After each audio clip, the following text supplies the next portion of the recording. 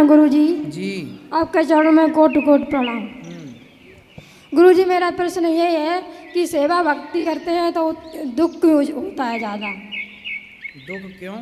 क्यों जितनी सेवा करते हैं उतनी दुख ज़्यादा होता है? नहीं, ऐसा तो नहीं है। सेवा करने वालों को दुख कहाँ मिलता है। ठीक है, थोड़ा जीवन के किसी पहलू में दुख आ भी जाए, पर सदा दुख ना रहता। सदा ना रहा है, सदा ना रहेगा। ना सुख सदा रहा है, न दुख सदा रहा है। सुख दुख ना बेटा, दुख से घबराना नहीं चाहिए। आप लोग क्या करते हैं, दुख से घबरा जाते हैं। दुख और सुख ऐसे ही आते हैं जैसे दिन आता है फिर रात आती है, रात आती है फिर दिन आ जाता है। 12 घंटे का दिन है तो 12 घंटे की रात है। ऐसे ही यदि जीवन में सुख मिला है तो दुख भी मिलता है ना।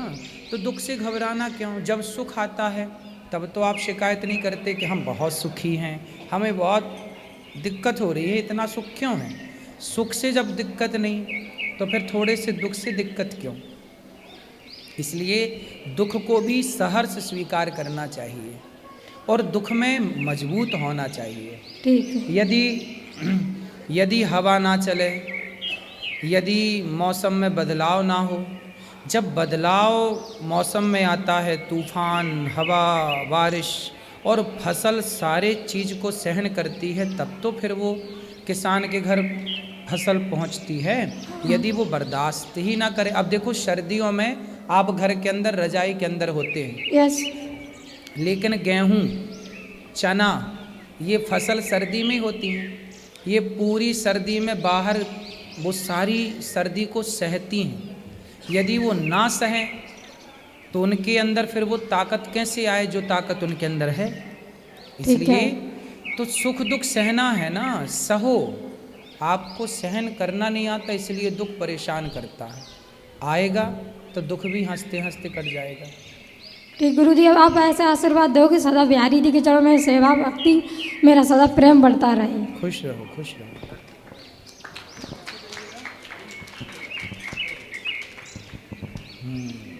गुरुजी राधे राधे जी। गुरुजी मेरा ये प्रश्न है कि मैं पर साल आई थी तो लड्डू गोपाल ले गए थे, तो मैं सत्यनारायण भगवान की कथा कराए थे, तो ठीक है ना? हाँ सही है। और लोग गांव में कहते हैं कि लड्डू गोपाल को घर में नहीं रखना चाहिए मेरे यहाँ। फिर गांव के लोगों के हिसाब से घर में किसको रखना चाहिए? ऐसे बोलते हैं हमको। नहीं, उनसे पूछा नहीं आपने कि गांव में आप लोगों के हिसाब से किसको रखें? और नहीं, उनके हिसाब से किसको रखे पूछा नहीं आपने इस सवाल? नहीं, हम उन लोग के मुंह नहीं लगना चाहते। अरे राम राम, बस वो ही पूछेंगे, तुम भी तो कुछ पूछा करो। और अब ये सुनो, अब गांव वालों से पूछना जी कि तुम्हारे हिसाब से किसको रखें, जी, है ना?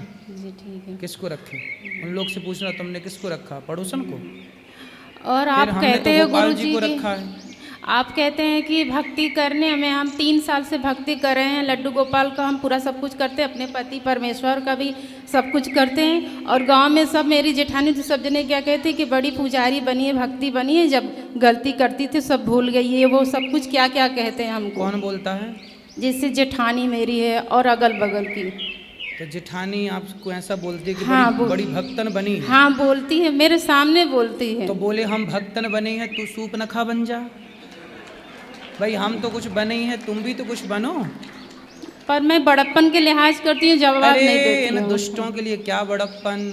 जो ज़्यादा ऐसे उल्टा सीधा बोले उनको थोड़ा जवाब देना सीखो। ठीक है। जो ज़्यादा मीठा होता है ना, गन्ना ज़्यादा मीठा होता है जी, तो लोग उसे कोल्हू में पेरते हैं, जी, है ना? ठीक। तो थोड़ा ज़्यादा मीठे ना बनो और जवाब दिया करो। जेठानियों को एक बार बोल दोगी ना तो सदा के लिए चुप हो जाएगी। ठीक है गुरुजी, आपका आशीर्वाद मेरे परिवार पर बना रहे। श्री राधे राधे। जेठानी को क्या बोलोगी बताओ?